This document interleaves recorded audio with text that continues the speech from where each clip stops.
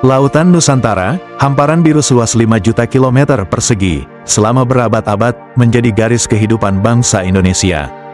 Dan kini, negeri maritim terbesar di dunia ini kembali menegaskan jati dirinya. Langkah yang mengejutkan dunia datang dari Jakarta, rencana pembelian kapal induk bekas Italia dan 10 kapal selam dari China. Langkah yang bagi sebagian negara tetangga dan kawasan disebut gila, namun bagi sebagian lainnya, ini adalah strategi kebangkitan kekuatan Laut Nusantara. Giuseppe Garibaldi, kapal induk legendaris milik Angkatan Laut Italia, yang kini pensiun setelah lebih dari 30 tahun mengabdi di Laut Tengah. Tapi bagi Indonesia, kapal ini bukan sekadar besi tua, melainkan simbol kekuatan baru. Pemerintah Indonesia menyetujui anggaran senilai 450 juta dolar AS untuk membeli kapal induk ini. Rencananya, kapal tersebut akan dirombak di galangan Fincantieri, diubah menjadi kapal serbaguna pengangkut helikopter dan drone tempur. Garibaldi memiliki panjang hampir 180 meter, dan mampu menampung hingga 20 helikopter atau drone berukuran besar. Dengan bobot lebih dari 13.000 ton, kapal ini bisa menjadi pusat komando laut dalam setiap operasi besar TNI AL. Namun, langkah ini bukan tanpa kritik. Beberapa analis barat menyebut, Indonesia sedang bermimpi terlalu tinggi. Tapi bagi TNI AL, mimpi itu adalah awal dari kekuatan.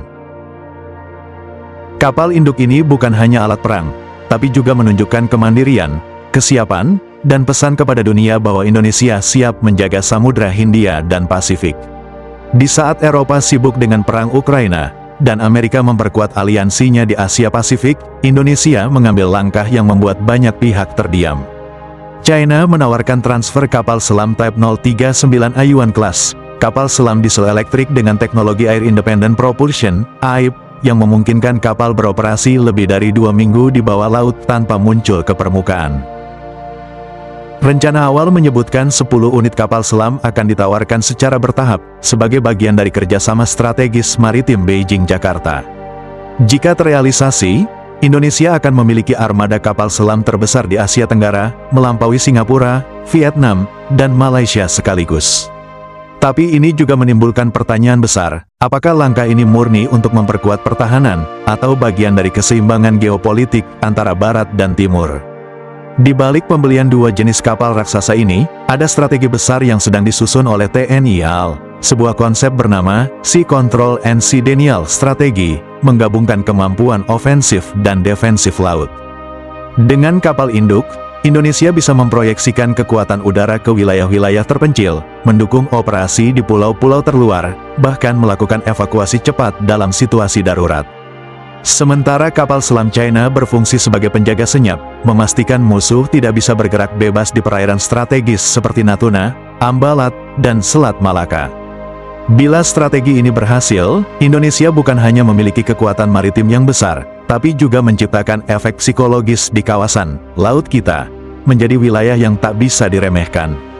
Langkah Indonesia ini langsung menarik perhatian dunia. Negara-negara ASEAN terbagi dua, ada yang kagum, ada yang khawatir.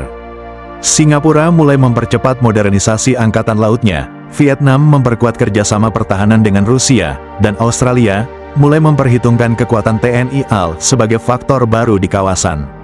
Namun di dalam negeri, langkah ini memunculkan semangat baru. Anak-anak muda di Akademi Militer bermimpi suatu hari berdiri di dek kapal induk Garibaldi dengan bendera merah putih berkibar. Indonesia bukan sedang jumawa, Indonesia sedang kembali pada jati dirinya, sebagai bangsa maritim besar, yang lautnya bukan sekadar pemisah pulau, tapi benteng pertahanan dan simbol kekuatan. Dan jika semua ini terrealisasi, Indonesia tak hanya akan menjadi penjaga samudra, tapi juga penentu arah geopolitik Asia Tenggara di masa depan. Dari Samudra Hindia hingga Pasifik, kapal-kapal perang Indonesia mulai mengibarkan merah putih dengan gagah, menandakan bahwa bangsa ini tak lagi hanya menjadi penonton di panggung dunia, tetapi pemain utama di jalur maritim strategis dunia.